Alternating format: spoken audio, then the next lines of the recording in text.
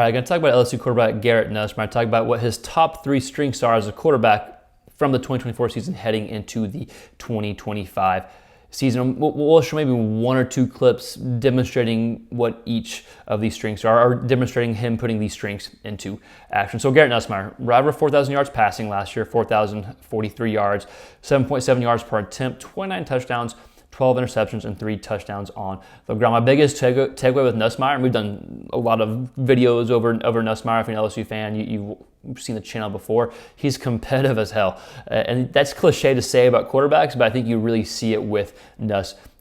So his top 3 strengths. His number 1 strength, in my opinion, it was something that was pretty evident early on in the season before kind of the snowball effect of going downhill happened during the middle of the season, is his ability to move within the pocket. Now, he's a good athlete. He's not going to outrun a cornerback to the sideline or probably even a linebacker, but he's a good enough athlete to maneuver in the pocket, to keep the play alive, and keep his eyes downfield. The first 7 games, he was only sacked twice. And those 2 sacks was against South Carolina, who arguably had the best pass rush in college football. Now, he had a great offensive line, but the reason he was only sacked twice is largely because of his ability to maneuver in the pocket. If you remember the Ole Miss game, there was a lot of pressure, but he maneuvered in the pocket, didn't get sacked once.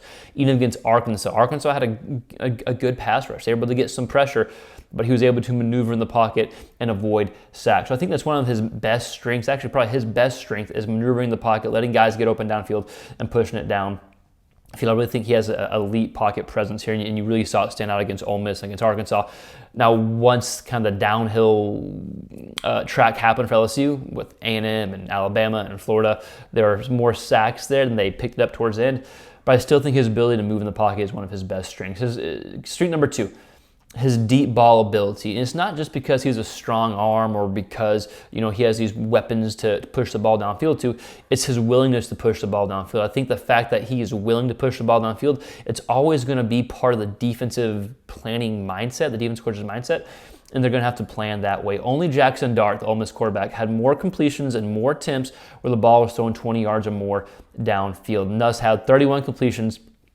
I should say only Dart in the SEC was the only quarterback who had more completions and attempts, but Nuss still had 31 completions where the ball was thrown 20 yards or more downfield, a true gunslinger mentality, if you will. I'd probably like to see a bit more accuracy on these type of throws. That's probably nitpicking a little bit just because he's taken so many shots, but I still think it's a huge strength of Nussmeier and something that you saw throughout the entire season. It does open up the underneath routes for LSU. The last strength, which is not really a stat or something you can see in the box score here, it kind of goes hand in hand with his competitive nature, is his clutch gene, if you will, and his toughness. The clutch gene was evident against Ole Miss, right? Where you get down early, you have to fight back. You made some huge throws on 4th down, several big 4th down throws, none bigger than the game-tying touchdown. Then you had the game-winning touchdown in overtime. So this isn't really a box score for that, but it's evident that clutch gene, that poise, that calmness when needed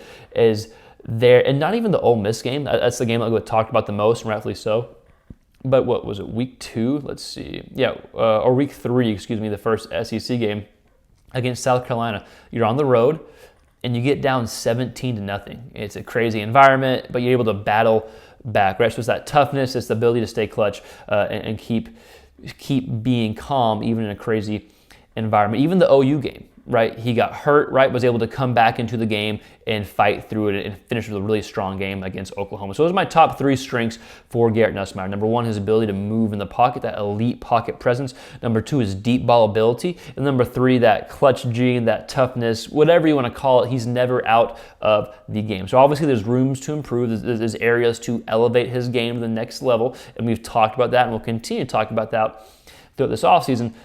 But for the sake of the video, we're just going to stay on these top 3 strengths for Garrett Nussmeier. So let's go ahead and watch maybe 1 clip over each strength, showing his ability to move in the pocket, showing his deep ball ability, then showing that kind of clutch toughness, if you will. Then we'll wrap this video up. LSU fans, we got, I think, 4 clips of Nuss that we'll show here. It's broadcast footage. I do apologize, I have to slow it down. I think we have some All-22 hopefully coming soon that we can display, but for right now, this does a good enough job getting the point across. So his number 1 strength, from my opinion, at least the first half of the season, first 7 games, was his ability to move in the pocket, just like we're seeing here, eyes downfield, and throw a really nice throw Here, Ole Miss, even South Carolina. I know South Carolina had 2 sacks, but they had a ton of pressure. Arkansas had pressure, and he was able to avoid that. Again, the first 7 games, only 2 sacks for Nussmeier. That was largely because his ability to maneuver in the pocket like this play here. Yes, the offensive line was one of the better O-lines, but still, I think it was Nuss's elite pocket presence to maneuver in the pocket and make nice throws like